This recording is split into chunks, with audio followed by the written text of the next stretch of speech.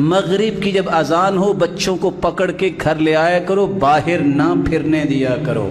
حدیث کے الفاظ یہ ہیں اذا استجنح اللیل فکفوا صبیانکم، جب رات شروع ہو، صحیح بخاری کی روایت ہے 3280، بچوں کو پکڑ لو، روک لو، باہر نہ نکلنے دو، برائیاں تبھی پیدا ہوتی ہیں، کنٹرول کرو۔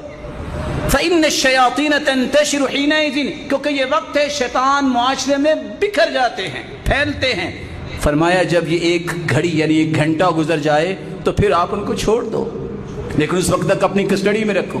وَأَغْلِقْ بَابَكَ، رات دروازہ بند کر کے سویا کرو۔ وَاذْكُرِ اسْمَ اللَّهِ، ذکر کر کے سویا کرو۔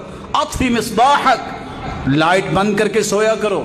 وَاذْكُرِ اسْمَ اللَّهِ، اللہ کا نام لے کے۔ وَأَوْقِ سِقَاءَكَ، کوئی بھی برتن اس کو ڈھانک کر رکھا کرو۔ جو برتن ڈھکا ہوا نہیں ہوتا، جتنی بیماریاں آسمان سے آتی ہیں اس برتن میں بھی آ سکتی ہیں۔ آپ کے پاس ڈھانپنے کے لیے کوئی چیز نہیں ہے، کوئی لکڑی اوپر رکھ دو، سنت بھی ہے اور بیماریوں سے بھی تم بچ جاؤ گے۔